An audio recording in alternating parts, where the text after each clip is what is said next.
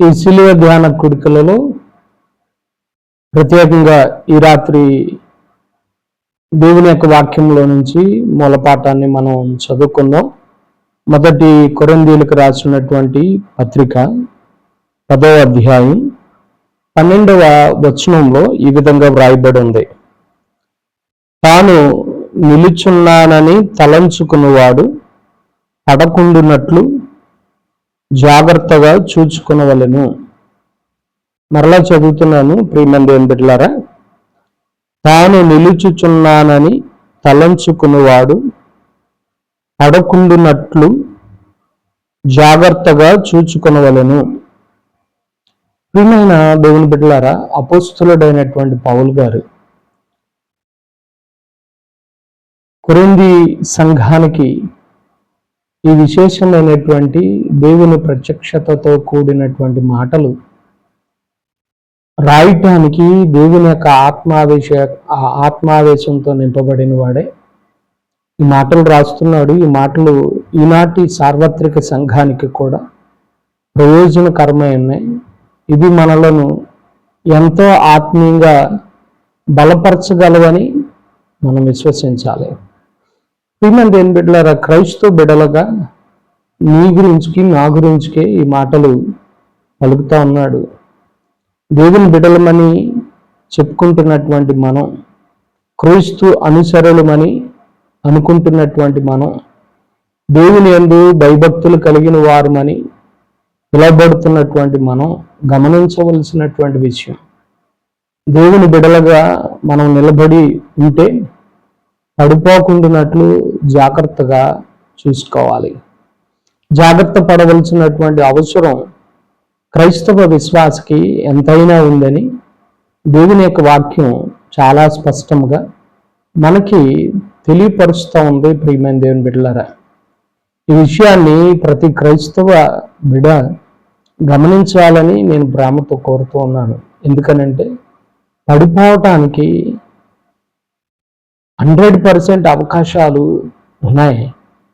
మనల్ని పడవేయటానికి అపవాది కూడా గర్జించే సింహం వల్లే ఎవరిని మృంగుదామా అని మన వెనకే పడి పరుగులు పెడతా ఉన్నాడు, తిరుగుతూ ఉన్నాడు అనే సంగతి దేవుని యొక్క లేఖనాలు మనకి జ్ఞాపకం చేస్తూ ఉన్నాయి. మనలను వాడి టార్గెట్ మనలను దేవునికి దూరం చేయాలి. దేవుని సహవాసంలో నుంచి మనం ఎడబాటు కలిగి ఉండాలి. అదే వాడి యొక్క కంకణం. దాని కొరకు వాడు చెయ్యని ప్రయత్నం అంటూ లేదు. వాడు ప్రలోభ పెట్టని ప్రలోభాలు లేవు. ప్రియమైన దేవుని బిడ్డలారా, కాబట్టి క్రైస్తవ విశ్వాసులమైనటువంటి మనం ఎంత జాగ్రత్తగా ఉండాలో, కానీ ఈనాటి క్రైస్తవులుగా మనం పైకి భక్తి కలిగిన వారంగా కనపడుతున్నాం, కానీ దేవుని శక్తిని ఏమాత్రం కూడా ఆశ్రయించినటువంటి వారంగా మిగిలిపోతూ ఉన్నాం. అలా ఉండటం దేవుని యొక్క చిత్తం కాదు. అందుకే ప్రియమైన దేవుని బిడ్డలారా, మరి మరొక్క మారు పడిపోకుండా ఉండటం కొరకు ఏ జాగ్రత్తలు తీసుకోవాలో దేవుని యొక్క లేఖనాలు కొన్ని నియమాలను మనకు తెలియపరుస్తూ ఉన్నాయి. వాటిని కానీ మనం ఆచరించగలిగితే, అనుసరించగలిగితే, పాటించగలిగితే ఖచ్చితంగా నిలబడేటువంటి అవకాశాలు మెండుగా ఉన్నాయి, పడిపోము అని బైబిల్ గ్రంథం చెప్పకనే చెబుతూ ఉంది. కాబట్టి ప్రియమైన దేవుని బిడ్డలారా, ఈ మాటలు మన ఆధ్యాత్మిక జీవితానికి మనలను బలపరచడానికి దోహదపడతాయని ప్రత్యేకంగా నేను మీకు మనవి చేస్తూ కొన్ని మాటలు మనం జ్ఞాపకం చేసుకుందాం. దేవుని యొక్క వాక్యం ఏం చెప్తుంది అని అంటే, దావీదు రాసినటువంటి మొదటి కీర్తనలోనికి మనం వద్దాం. ప్రియమైన దేవుని బిడ్డలారా, మొదటి కీర్తనలో ప్రియమైన దేవుని బిడ్డలారా 6 వచనాలు కనబడుతూ ఉన్నాయి. ఈ 6 వచనాలలో చాలా అద్భుతమైనటువంటి విషయాలను ప్రస్తావించాడు. దేవుని యొక్క ఆత్మచేత నింపబడినటువంటి దావీదు ఈ మాటలు రాస్తూ ఉన్నాడు. ఒక గొర్రెల కాపరిని తీసుకొచ్చి దేవుడు ఒక మహారాజుని చేశాడు. ప్రియమైన దేవుని బిడ్డలారా, బాలుడిగా ఉన్నప్పుడే సింహాసనాన్ని అధిష్ఠింప చేశాడు. 40 సంవత్సరాలు ఎదురులేనటువంటి పరిపాలన, సుభిక్షమైన పరిపాలన, ప్రజలకు క్షేమాన్ని అందించే పరిపాలన చేయగలిగే సామర్థ్యాన్ని బాలుడైన వాడికి దేవుడు అనుగ్రహించాడు. అందుకే ప్రజలు సౌలు వేల కొలది, దావీదు 10,000 కొలది అని ఆ రోజున పొగిడిన సందర్భాన్ని కూడా మనం జ్ఞాపకం చేసుకోవచ్చు. దావీదు తన జీవితంలో అనుభవించినటువంటి ఎన్నో అనుభవాలలో నుంచి ఈ కీర్తనలను రాసుకుని వచ్చాడు. అందులో మొదటి కీర్తనలో మనం పడిపోకుండా నిలబడి ఉండటానికి, దేవుని ముందు తల ఎత్తుకుని నిలబడటానికి, దేవుని యొక్క రాజ్యంలో ఆయనతో పాటు సంతోషకరమైనటువంటి జీవితాన్ని అనుభవించటం కొరకు కొన్ని విషయాలను ప్రాముఖ్యంగా 3 విషయాలను మొదటి వచనంలో మనకు తెలియపరుస్తూ ఉన్నాడు. ఏమిటి అదేనంటే, దుష్టులు ఆలోచన చొప్పున నడవక, పాపుల మార్గమున నిలువక, అపహాసకులు కూర్చుండి చోటను కూర్చుండక అని 3 అంశాలను ప్రస్తావిస్తూ ఉన్నాడు. ప్రియమైన బిడ్డలారా, ఈ విషయాలలో ఒక క్రైస్తవుడిగా మనం జాగ్రత్త పడగలిగితే దేవుడు తప్పనిసరిగా మన ఆధ్యాత్మిక జీవితాన్ని అత్యంత అద్భుతంగా మార్చగలడని మనం చూడగలం. ప్రియమైన బిడ్డలారా, అందులో మొదటిది ఆయన అంటున్నాడు, దుష్టులు ఆలోచన చొప్పున నడవద్దు. దేవుని యొక్క వాక్యం పౌలు గారు కూడా చాలా స్పష్టంగా రాస్తాడు, దుష్ట సాంగత్యము మంచి నడవడిని చెరుపుతుందని. దుష్టుడు అనంటే మనం అర్థం చేసుకోవాలి, దుష్టుడు అనేటువంటి మాటకి అనేక పర్యాయ పదాలు మనకు కనబడతాయి. చెడు పనులు చేసేవాడు, పాపపు కార్యాలలో మునిగి తేలేవాడు, చెడు ప్రవర్తన కలిగిన వాడు, దేవుణ్ణి తిరస్కరించేవాడు, ఇలాగా చాలా విషయాలు మనకు కనబడుతూ ఉంటాయి. దుష్టుడు అనగానే మనకు అర్థమయ్యేది, ప్రియమైన బిడ్డలారా, అపవాది, ఇది వాడి పేరు, సాతాను పేరు అని మనకి ఎవరో చెప్పకుండానే మనకు అర్థమవుతూ ఉంటుంది. అందుకే ప్రియమైన బిడ్డలారా, దుష్టుని ఆలోచనలు మంచివి కావు అనేటువంటి సంగతి మనకు తెలుసు. దుష్టుని గురించి అంటాడు యోహాను పత్రికలో, వాడు మొదటి నుంచి అబద్ధికుడే, వాడిలో సత్యమే లేదు. కాబట్టి ప్రియమైన బిడ్డలారా, వాడు నరహంతకుడు, వాడు దోచుకునేవాడు అని స్పష్టమైనటువంటి మాటలు మనం చూడగలం. కాబట్టి ఈ రాత్రికాల సమయంలో ఈ మాటలు వింటున్నటువంటి ప్రతి వారు కూడా గమనించాలి, దుష్టుని ఆలోచన చొప్పున నడవద్దు. చెడు పనులు చేసేవారు, చెడు ఆలోచనలు చేసేవారు, చెడు ప్రవర్తన కలిగిన వారు, చెడు మాట్లాడేవారు, చెడు వినేవాళ్ళు ఈరోజున ప్రియమైన బిడ్డలారా సమాజంలో కోకొల్లాలుగా కనబడుతూ ఉన్నారు. ఇది మనలను మన ఆత్మీయ జీవితాలలో నుండి పడవేస్తుంది అని దేవుని యొక్క వాక్యం చెప్తుంది. ఇది దేవునికి మనలను దూరస్తులుగా చేస్తుంది. ఎప్పుడైతే మనం దేవునికి దూరం అవుతామో, ప్రియమైన బిడ్డలారా, భక్తిహీనులకు కూడా దేవుడు దూరస్తుడు అనేటువంటి సంగతి బైబిల్ గ్రంథం జ్ఞాపకం చేస్తుంది.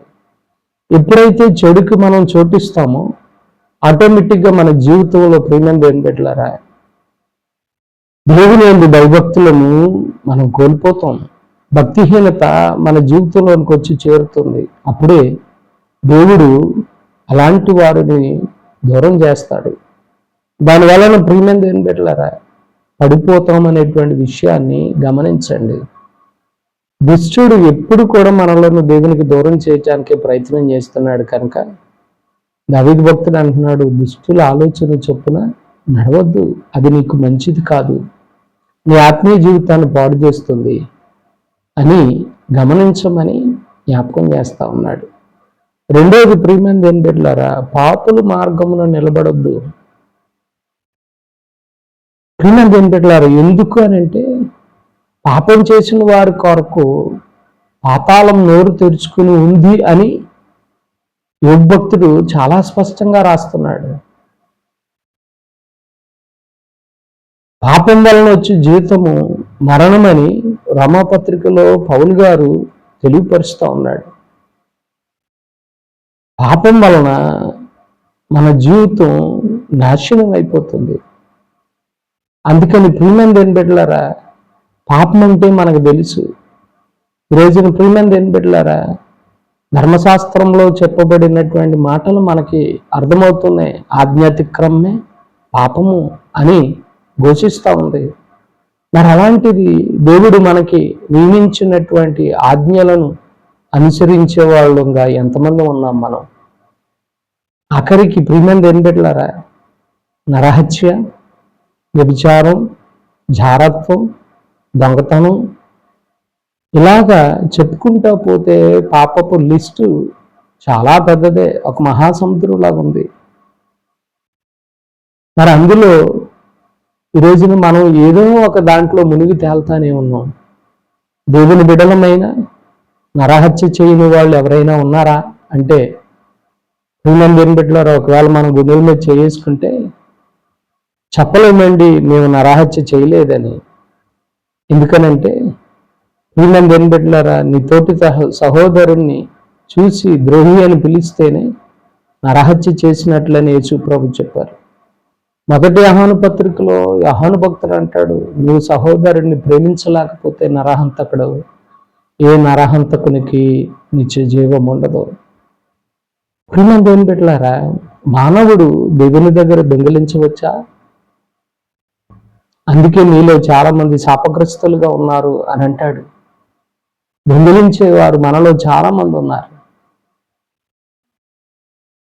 త్రాగుడి వ్యసనాలకు బానిసైన వాళ్ళు ఎంతో మందిని మనం చూస్తూ ఉన్నాం. దేవుని బిడలని చెప్పుకుంటున్న వాళ్ళు కూడా ఈరోజున పాపపు మార్గాలలో నడిపిస్తున్న వారు, పాపపు కార్యాలు చేస్తున్న వాళ్ళు, పాపపు అలవాట్లు కలిగిన వాళ్ళని మనం చూస్తున్నాం. అందుకని ఇవన్నీ కూడా దేవునికి దగ్గరగా రాకుండా చేస్తున్నాయి. అందుకని ప్రియమైన దేవుని బిడ్డలారా, దావీదు భక్తుడు అంటున్నాడు, నువ్వు నిలబడి ఉండాలి అని అంటే పాపముని దరిచేరకుండా చూసుకో. పాపపు మార్గంలో అసలు నిలబడొద్దు, వాటి ఛాయలకు కూడా నువ్వు వెళ్ళొద్దు అని దేవుని యొక్క వాక్యం మనకు సెలవిస్తూ ఉంది. మరి ఏ స్థితిలో ఉన్నావు ప్రియమైన దేవుని బిడ్డ? ఎలాంటి పాపపు కార్యాల్లో మునిగి తేలుతున్నావు? ఎలాంటి అలవాట్లు కలిగి ఉన్నావు? నువ్వు దేవాలయానికి వస్తున్నావు కదా, దేవుని మాటలు వింటున్నాం కదా, ఇప్పటికీ మన జీవితాలను సరిచేసుకోవాలనే స్థితిలో ఒకవేళ మనము మన జీవితాలను నెట్టుకు వెళుతూ ఉంటే ఈ రాత్రి ఈ మాటలు వింటున్నప్పుడు నువ్వు గమనించి సరిచేసుకోగలిగితే, చేసిన పాపాన్ని ఒప్పుకోగలిగితే ఈ రాత్రి దేవుని యొక్క దీవెని పొందుకుంటావు. లేకపోతే పడిపోయి దేవునికి దూరమై నాశన కోపానికి పోయే పరిస్థితిని తెచ్చుకుంటామని జ్ఞాపకం చేస్తా ఉంది. ఇక మూడవది, ప్రియమైన బిడ్డలారా, అపహాసకులు కూర్చుండి చోటును కూర్చోవద్దు. ఈరోజున ఎవరితో మనం సహవాసం చేయాలి, ఎవరితో సహవాసం చేయకూడదో, ఎవరితో స్నేహం చేయాలి, ఎవరితో స్నేహం చేయకూడదో బైబిల్ గ్రంథం చాలా స్పష్టంగా తెలియపరుస్తుంది. త్రాగుబోతులతో సహవాసం చేయొద్దు, తిండిపోతులతో సహవాసం చేయొద్దు, కోపచిత్తులతో సహవాసం చేయొద్దు. ప్రియమైన దేవుని బిడ్డలారా, ఇలాగ బైబిల్ గ్రంథం చాలా విషయాలను మనకు బోధిస్తుంది. అపహాస్యం వలన మనం సిగ్గుపడే పరిస్థితులు ఎదుర్కోవాల్సి వస్తారు. అన్యాయంగా మాట్లాడేవాళ్ళు, కోపం కలిగిన వారు వలన మనకి నష్టమే కానీ మేలు అనేటువంటిది జరగదు. కనుక ప్రియమైన దేవుని బిడ్డలారా, ఈ రాత్రి ఈ మాటలు వింటున్నటువంటి నీవు గమనించవలసినటువంటి విషయం, అపహాసకులు కూర్చుండే చోటును కూర్చోవద్దు. దానివలన నీ ఆత్మీయ జీవితం పాడవద్దు. దానివలన నలుగురిలో నీకు చెడ్డ పేరు వస్తుంది. వాటికి మించి ఇంకా అద్భుతమైనటువంటి జీవితం ఉంది. అదేమిటి అని అంటే, నేను దేవునికి దగ్గరగా నిలబెట్టేది, దేవునితో సహవాసం కలిగి జీవించే కృపని అనుగ్రహించేది ఏమిటి అని అంటే, ఇదిగో 2వ వచనంలో అంటాడు, యెహోవా ధర్మశాస్త్రమునందు ఆనందించుచు దివారాత్రము దానిని ధ్యానించువాడు ధన్యుడు. దేవుడు ప్రియమైన దేవుని బిడ్డలారా, నీకు నాకు పరిశుద్ధమైన గ్రంథాన్ని ఇచ్చాడు. దేవుని యొక్క వాక్యాన్ని మనకిచ్చాడు. మనము దేవుని యొక్క వాక్యములో మనలను మనం ప్రతిష్ఠ చేసుకోవాలి. దేవుని వాక్యమే సత్యము. అందులో మనల్ని ప్రతిష్ఠ చేసుకోగలిగితే ఆ వాక్యము మన జీవితాలను సంతోషభరితం చేస్తుంది. దేవుని యొక్క వాక్యము ఎలా జీవించాలో దిశనిర్దేశం చేస్తుంది. దేవుని యొక్క వాక్యము మనలను బ్రతికిస్తుంది. దేవుని యొక్క వాక్యము ప్రియమైన దేవుని బిడ్డలారా, మన జీవితాలు పాడైపోకుండా కాపాడుతూ ఉంది. దేవుని యొక్క వాక్యము మనం పాతాళానికి పోకుండా ఈరోజు దేవుని యొక్క రాజ్యములు అడిగిపెట్టే మహద్భాగ్యాన్ని, రక్షణ భాగ్యాన్ని కలిగిస్తూ ఉంది. అందుకని ప్రియమైన దేవుని బిడ్డలారా, రాత్రి పగలు అనేటువంటి తేడా లేకుండా దేవుని యొక్క ధర్మశాస్త్రం అందు ఆనందిస్తూ దివారాత్రులు ధ్యానం చేయాలి. ఈ ధ్యానం చేస్తే మనం ఎలా బ్రతకాలో మనకు నేర్పిస్తుందండి. యవనస్తుల గురించి ఒక ఉదాహరణ చెప్తాను. యవనస్తుల గురించి బైబిల్ గ్రంథం చెప్తా ఉంది. యవనస్తులు తప్పక తొట్టిల్లుతారు. తొట్టిల్లే అవకాశాలు మెండుగా ఉన్నాయి. కానీ దేవుని యొక్క వాక్యం అంటది, నీ యవనాన్ని బట్టి ఎవడో నిన్ను తృణీకరించకుండా చూసుకో. అది మాటలో కానీ, విశ్వాసంలో కానీ, ప్రవర్తనలో కానీ. ప్రియమైన దేవుని బిడ్డలారా, జాగ్రత్త పడు. ఎవరో నిన్ను వేలుపెట్టి చూపించకుండా నీ యవన ప్రాయాన్ని బట్టి దేవుని సన్నిధిలో జాగ్రత్తగా చూసుకో. మరి పడిపోయే అవకాశాలు ఇప్పుడు మనం లోకంలో చూస్తూ ఉన్నాం. యవనస్తులు ఎంతమంది పాడైపోతున్నారు. యవనస్తులు పాపం చేసి వాళ్ళ ప్రాణాలను పోగొట్టుకుంటున్న వాళ్ళని ఎంతమందిని మనం చూస్తూ ఉన్నాం. యవనస్తులు ప్రియమైన దేవుని బిడ్డలారా, తప్పటడుగులు వేసి జీవితాన్ని నాశనం చేసుకుని ఈ రోజున బ్రతకటానికి ధైర్యం సరిపోక ఆత్మహత్యలు చేసుకుంటున్న వారిని ఎంతో మందిని మనం చూస్తూ ఉన్నాం.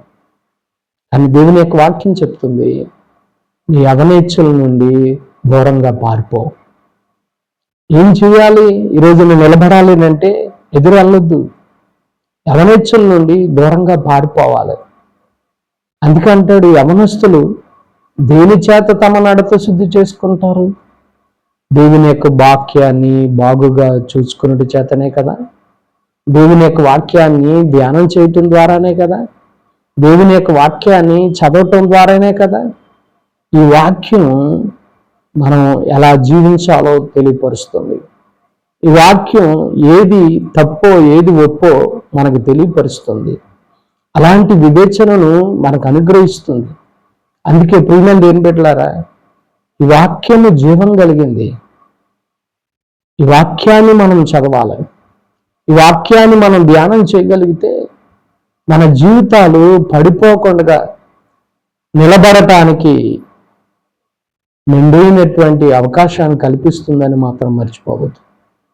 ఈ వాక్యపు లోతులలో మన జీవితాన్ని కట్టుకోగలిగితే మన బ్రతుకులు ఎలా ఉంటాయి అని అంటే, ఒక ఉదాహరణ ఇక్కడ దావీదు భక్తుడు సెలవిస్తా ఉన్నాడు. 3వ వచనంలో ఆయన అంటాడు, ధర్మశాస్త్రాన్ని ముందు ఆనందిస్తూ దివారాత్రులు ధ్యానించేవాడు అతడు నీటి కాలువలు ఏరన నాటబడినదై ఆకు వాడక తన కాలమందు ఫలమిచ్చు చెట్టు వలె నుండును.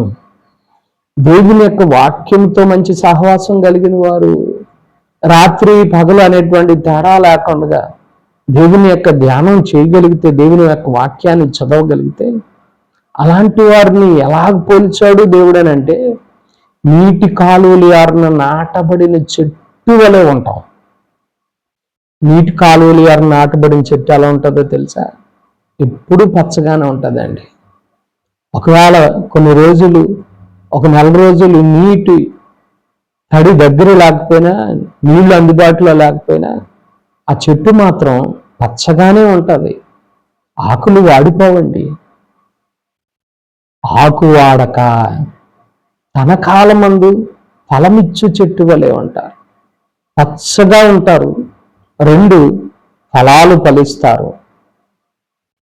తన కాలమందు ఏ ఫలం ఫలించాలో ఆ ఫలాన్ని ఫలిస్తారు.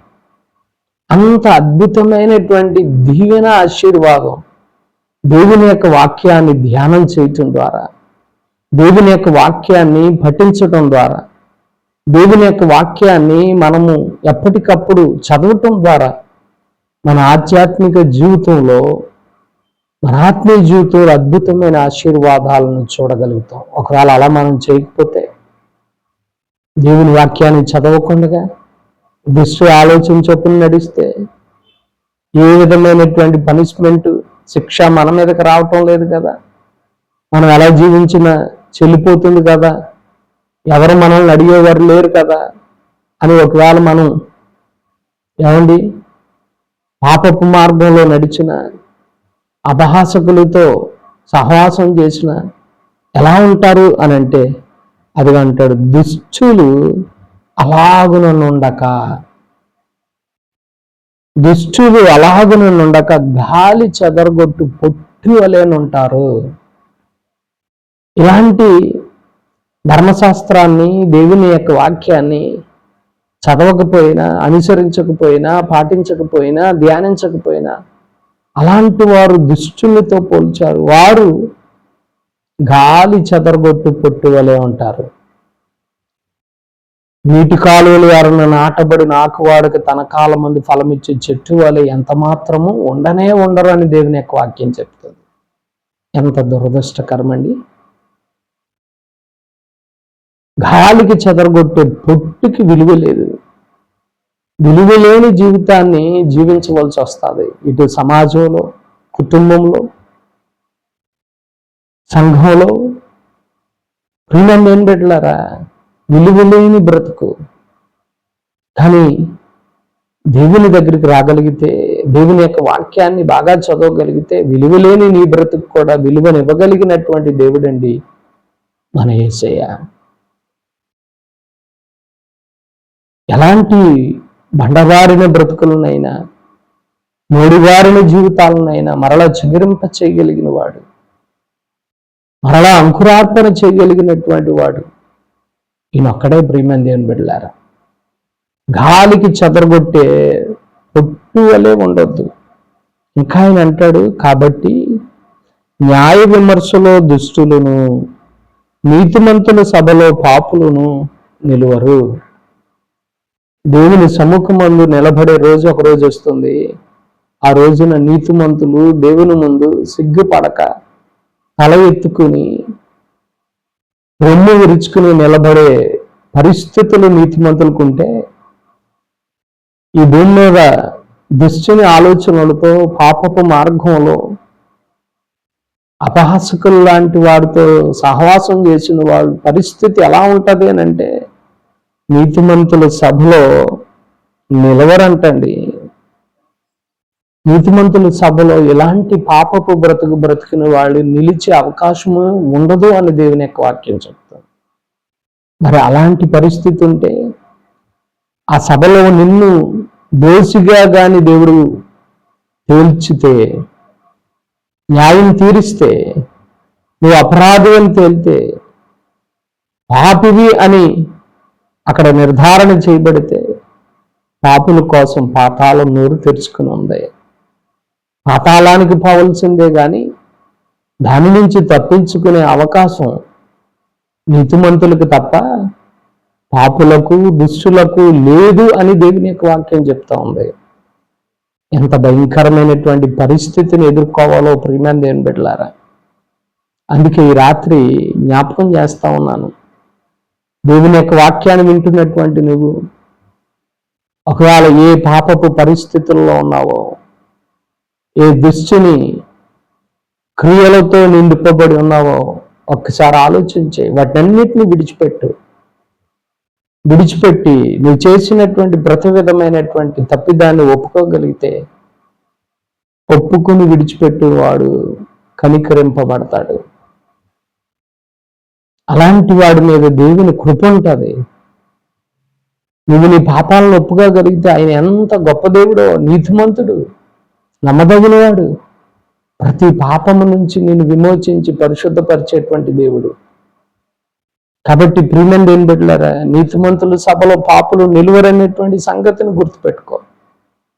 ఒకవేళ ఆ సభలో నిలబడకపోతే ఖచ్చితంగా ఎక్కడికి వెళ్తాం అని అంటే, దోషిగా తేలితే పాపం చేసిన వాళ్ళకి శిక్ష తప్పదు, శిక్ష అనుభవించటానికి వెళ్ళవలసిందే.